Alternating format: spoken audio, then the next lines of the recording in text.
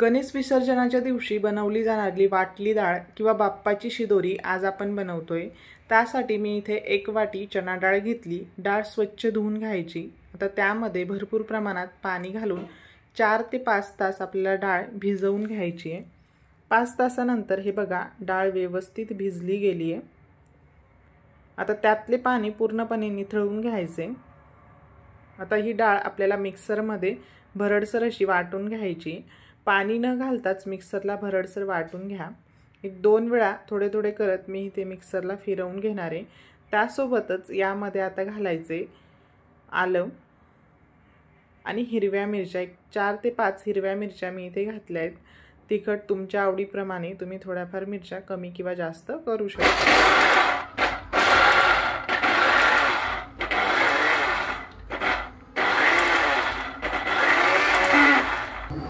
अशा पद्धतीने पल्स मोडवर मिक्सर चालू बंद करत आपल्याला ही डाळ भरडसर अशी वाटून घ्यायची आहे।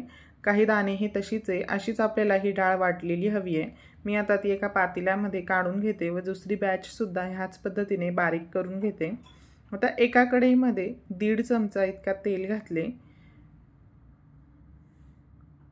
1 मोठा चमचा मोहरी घालायची। मोहरी छान तडतडली की हिंग घालायचे। त्यानंतर यामध्ये कढीपत्ता घातला व पाव चमचा इतकी हळद घालूयात। यात आता आपण वाटून घेतलेली सर्व डाळ मी इथे टाकून घेतली।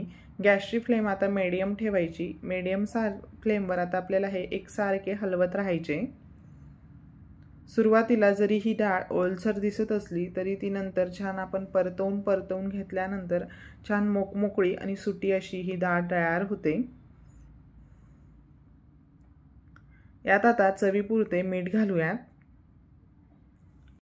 व अगदी थोडीशी मी इथे चवीपुरती साखर घातली आहे। साखर घातल्याने छान अशी टेस्ट या वाटल्या डाळीला येते।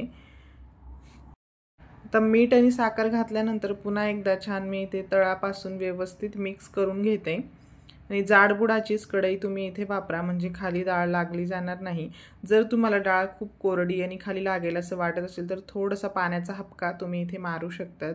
तर मी इथे झाकण ठेवून 3-4 मिनिटं वाफ काढली व झाकण काढून घेतले व पुन्हा एकदा आता ही व्यवस्थित हलवून घेते व पुन्हा यावर आता झाकण ठेवायचे। असे आपल्याला 2 ते 3 वेळा करायचे, म्हणजे छान अशी वाफेवर ही डाळ शिजली जाते।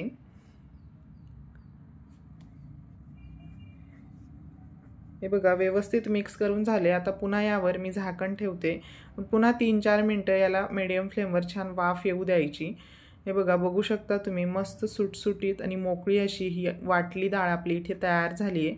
मी इथे कोथिंबीर घातली। व्यवस्थित मिक्स करून घेऊयात। बघू शकता मस्त मोकमोकळी आणि सुटसुटीत झाली आहे।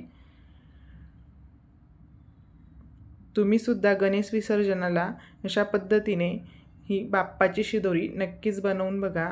इथे मी केळीच्या पानावर ही शिदोरी सर्व करून घेते। मस्त जसा खमंग असा सुगंध येतोय, छानच। जर व्हिडिओ आवडला असेल तर प्लीज व्हिडिओला जास्तीत जास्त लाईक करा। अशा सोप्या रेसिपीज पाहण्यासाठी फॅमिली रेसिपीजला सबस्क्राईब करा। बघू शकता टेक्स्चर अगदी परफेक्ट आलंय डाळीचं आणि यावरून मी थोडेसे इथे ओले खोबरे घालते। बाप्पाचा कुठलाही नैवेद्य असो त्यामध्ये खोबऱ्याचा वापर तर झालाच पाहिजे। मस्तच अशी आपली ही वाटली डाळ इथे तयार झाली आहे। धन्यवाद।